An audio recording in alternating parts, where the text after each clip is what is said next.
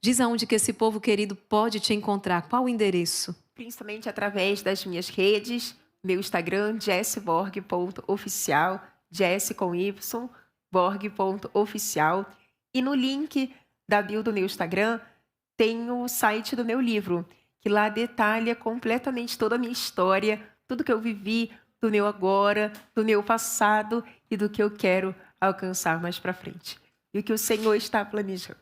Gente, olha, eu ganhei este livro, tá? Recomendo. Eu sei que você ficou com gostinho de quero mais, então entra lá, Jéssica com y.borg.oficial e conheça mais de perto essa história, tá? Não é? A Jéssica hoje não tem os membros inferiores, superiores, e muitos se perguntam o que aconteceu com ela. Então, brevemente, que você possa também apresentar um pouquinho dessa história. Claro que ao longo do Rosário nós vamos aprofundar. Mas só para aqueles que estão conhecendo a Jéssica, estão vendo a Jéssica pela primeira vez. Não há vitória sem antes passar pela cruz, sem antes passar pelo Calvário. E eu precisei enfrentar um Calvário que eu jamais imaginei, com apenas 10 anos de idade, através do diagnóstico de meningite meningocócica, uma doença bacteriana capaz de levar ao óbito em 24 horas. Se não isso, é capaz de deixar sequelas gravíssimas, como foi o meu caso. Para sobreviver, eu precisei amputar meus 4 membros, perder a minha audição e 90% da minha pele do corpo. Por isso, as marcas espalhadas, mas que eu não escondo de forma alguma. Porque não é para me lembrar das dores que eu vivenciei, mas do lugar que Deus me tirou. Do testemunho que Ele gerou para a minha vida, para transformar não só a minha vida, mas todos aqueles que de fato escutam esse testemunho como prova do amor de Deus. E não foi fácil, foram 1 ano e 2 meses internado no hospital, mas foi 1 ano e 2 meses como um treinamento emocional e espiritual para a minha vida, para que hoje eu pudesse transformar a vida de muitas pessoas. Eu tinha apenas 1% de chance para sobreviver. Mas o que são 1% de chance para sobreviver perto de 99% de fé? Eu me tornei imparável. Podia chegar pessoas no meu leito hospitalar se despedindo, porque a cada dia era um risco que eu podia partir. Mas ninguém tirava a minha fé de que eu ia sair daquele hospital viva para dizer para todos que o Senhor transformou a minha vida e que da minha dor também veio a minha maior transformação. Porque o nosso maior deserto pode ser também o nosso maior encontro com o Senhor. O encontro consigo mesma. Porque quanto mais nós nos encontramos com o Senhor, mais a gente encontra consigo. Por isso que quanto mais nós nos afastamos do Senhor, mais nos afastamos de si mesmo. Eu perdi braços, eu perdi pernas, eu perdi audição, mas eu não perdi a Cristo. Logo, eu não perdi nada. Porque antes eu tinha muito, mas hoje eu tenho tudo. Porque o tudo para nós é Cristo Jesus. Não foi fácil, eu não romantizo a doença que eu tive e nem a comemoro. Mas eu aceito que eu não tinha como mudar. Apenas como eu ia enxergar, como eu ia lidar com toda aquela situação. Porque a gente só controla a forma como a gente vai enxergar nossa dor. Gente, o mundo inteiro precisa.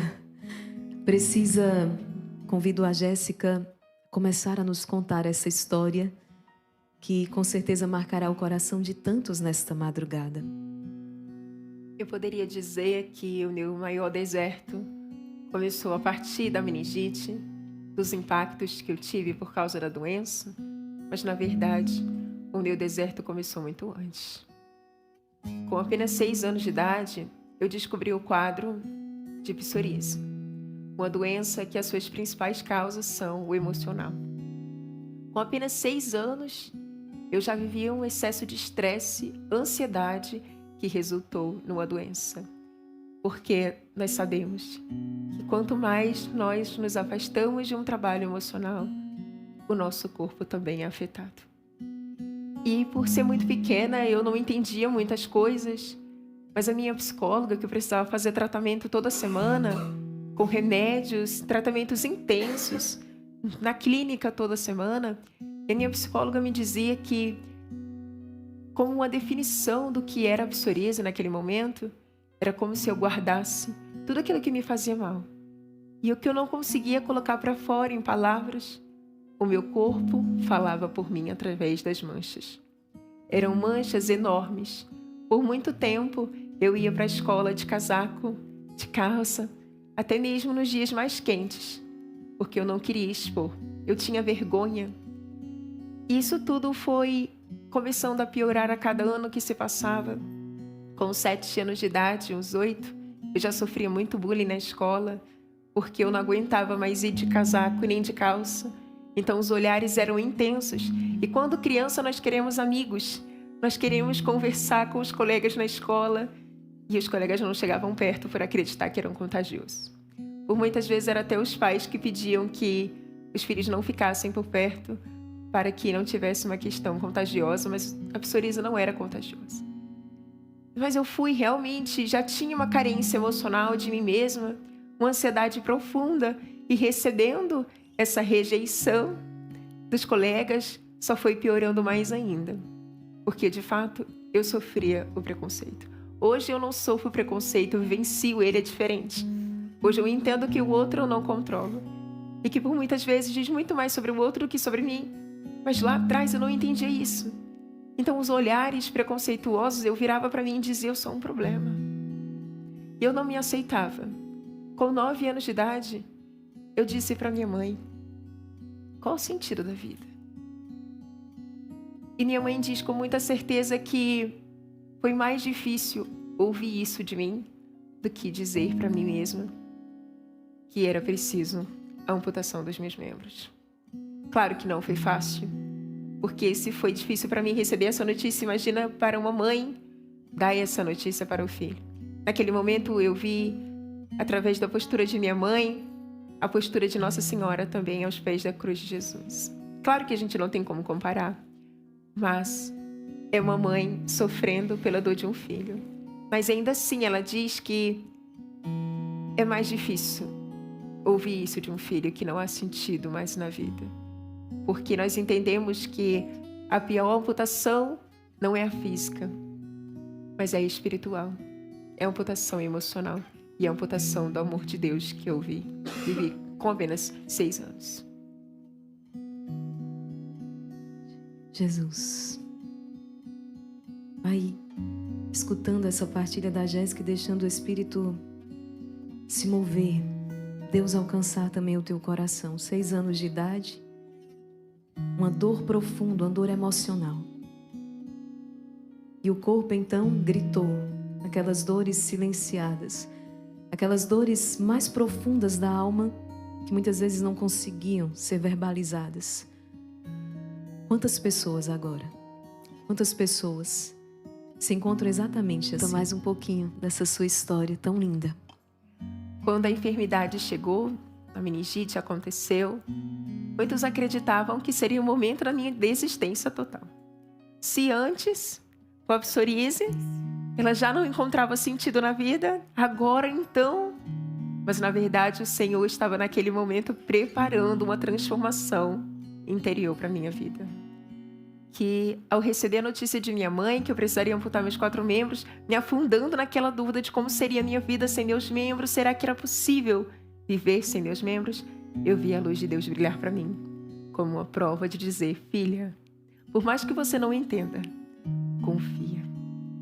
E eu tomei posse da palavra de Deus. E eu escolhi a vida, e essa decisão me impulsionou a não desistir da minha vida. E a não desistir da minha luta. Foi muito difícil, irmã, porque além de perder os membros, eu também perdi 90% da minha pele do corpo afetada pela necrose. Se a gente puder definir a necrose, a gente traz como se fosse uma queimadura, porque eram as mesmas dores.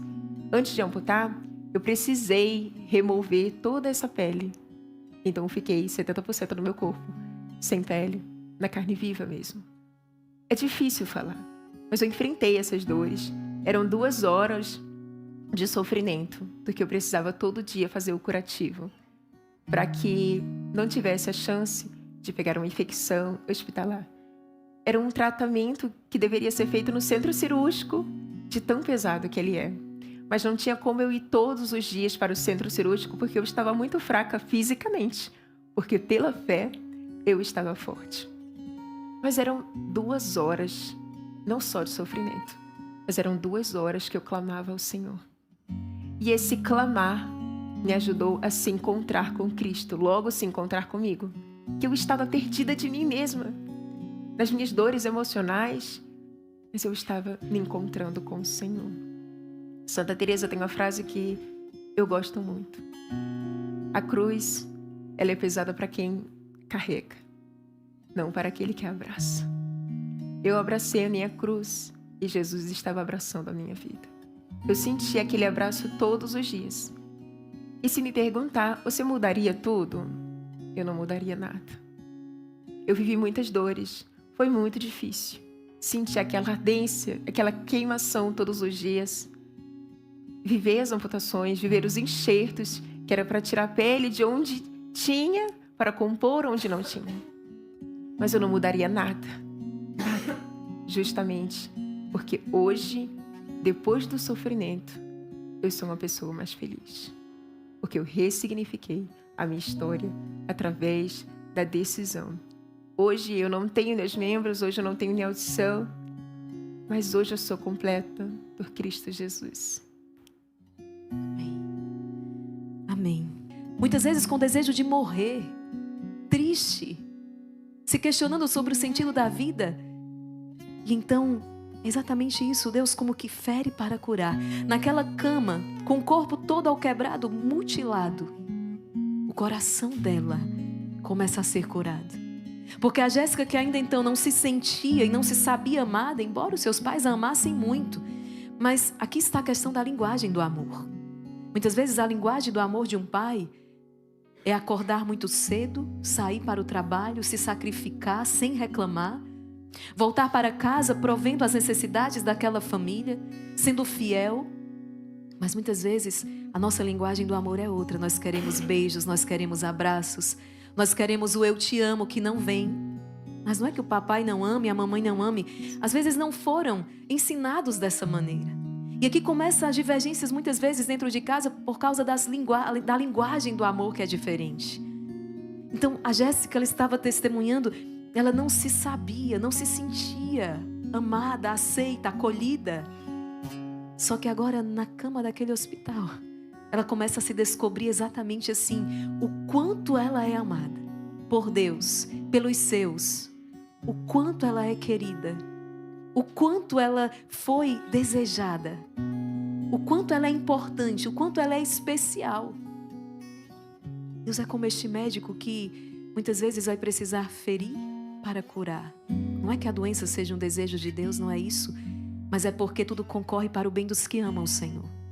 E Ele é o único que sabe tirar das verdadeiras e grandes tragédias da nossa vida, consegue tirar algo bom quando nós conseguimos nos unir, quando nós estamos unidos a Ele. Então guarda esta passagem. A Jéssica proclamou: o Senhor cura os de coração partido e trata das suas feridas, porque, Jéssica, não é verdade, é possível viver sem os membros, mas é difícil viver com o coração mutilado. É difícil viver, sim, é difícil, mas é possível viver sem os membros. A Jéssica está aqui para testemunhar. Mas não se pode viver com o coração mutilado, ainda que com todos os membros. É assim, Jéssica? Com certeza. Porque a gente já dizia que a pior amputação, ela não é a física, mas ela é a amputação da alma. A amputação do amor de Deus. Quando nós nos afastamos desse amor, nos afastamos de si mesmos e logo nos afastamos do sentido da vida, do propósito real, que nada mais é do que se entregar completamente para o Senhor. Pai nosso que estais nos céus, talvez você que está em casa, que está vivendo essas dores emocionais, as feridas, uma dor de talvez não se sentir amada, de não se sentir amado. Talvez você pense que é impossível sair desse cenário. Mas eu te digo com toda certeza, assim como diz em Lucas, pois para Deus nada é impossível. Proclama da sua casa, pois para o meu Deus nada é impossível. Eu estava entendendo naquele momento durante o hospital que o Senhor não queria fazer uma obra de transformação só na minha vida, mas Ele queria fazer uma transformação na vida da minha família também. Porque a irmã Maria Raquel dizia, eu não me sentia amada. Eu não me sentia amada de mim mesma, não me sentia amada. Por muitas vezes, eu acreditava que os meus pais não me amavam. Que eu a todo momento ficava, mãe, você me ama? O meu pai, ele teve uma criação muito familiar, muito diferente da minha mãe. Embora eu sabia que ele me amasse, porque ele estava a todo momento do meu lado, o que eu precisasse, ele estava ali. Mas ele tinha dificuldade em dizer em palavras. E eu, tão carente de si mesma, desejava ouvir eu te amo do meu pai. Desejava esse abraço. Eu sabia que ele tentava, mas havia um bloqueio. Porque a irmã Maria Gal falou, é difícil você dar aquilo que você não recebeu. É muito mais difícil. Tem pessoas que conseguem facilmente. Outras, é uma batalha também. E meu pai não conseguia. Então eu vivi todo momento sem eu te amo do meu pai em palavras. Mas eu posso dizer que o momento mais alegre dentro do hospital, um dos mais alegres que eu gosto de levar e lembrar sempre, foi o dia da minha primeira amputação. Talvez você em casa vai falar, como assim? Primeira amputação é o dia mais alegre? E realmente não foi fácil. Porque eu olhei para o meu braço amputado, saber que vai amputar já é uma dor. Você vê o seu braço amputado, é uma dor muito maior, é um impacto muito maior. E eu lembro que eu já comecei a chorar, eu estava entubada, porque eu estava muito fraca, eu estava acordada, mas muito entubada. Então não podia falar, só os meus olhos que comunicavam, através das lágrimas. E eu chorava muito, porque eu dizia, Senhor, tem de misericórdia, como eu vou viver sem meus membros? Mas eu olho para o outro lado e lá está o meu pai, com os olhos brilhando, olhando para mim. E aquele pai que nunca tinha dito eu te amo em palavras, pela primeira vez ele disse, filha, o pai está aqui, o pai te ama muito. Naquela hora eu tive a certeza do amor de Deus pela minha vida e pela vida da minha família. Do mal que estava acontecendo, Deus estava tirando bem. E os meus pais, eles também estavam vivendo um caos no casamento, quase a se separar, e foi o momento que eles também se reconciliaram. E eu poderia ter ficado agarrada na minha dor de um braço amputado, mas eu não queria mais saber no que me faltava, mas o que o Senhor estava completando na minha vida. Quantas vezes nós ficamos focados no que nos falta e esquecemos de reconhecer o que o Senhor quer nos oferecer no agora, para o nosso futuro. E naquele momento eu poderia ter pensado, por que só agora o meu pai quer dizer eu te amo para mim? Por que só agora? Mas na verdade não. Eu só estava abraçando a boa, perfeita e agradável Senhor, a vontade do Senhor sobre a nossa vida. Hoje meu pai é outra pessoa, transformado. Ele era uma pessoa que não ia junto com a gente para a missa, para a igreja, em qualquer movimento da igreja. Eu e minha mãe sempre fomos muito católicos. Eu tive uma catequese familiar muito importante, mas meu pai não caminhava junto com a gente no caminho do Senhor. Hoje, pela graça de Deus, ele está fazendo a crisma, ele vai à missa todos os domingos, é o compromisso dele, ele não falta em momento nenhum. Eu posso estar viajando em outras missões e vou à missa em outros lugares, mas ele vai, mesmo que sozinho, porque ele não precisa mais que eu fale, pai, vamos para a missa, porque ele já sabe que é o compromisso dele. E eu rezo muito para que você possa também acreditar que o Senhor pode transformar a sua vida. E diga hoje para a pessoa que há muito tempo você não diz eu te amo. Fala hoje para a pessoa. Às vezes é difícil a gente proclamar em palavras assim, eu te amo. É claro que a maior prova de amor é a presença, mas que a gente não se esqueça também desses detalhes que significam muito. Pai nosso que estais nos céus, São Miguel Arcanjo, defendei-nos no combate.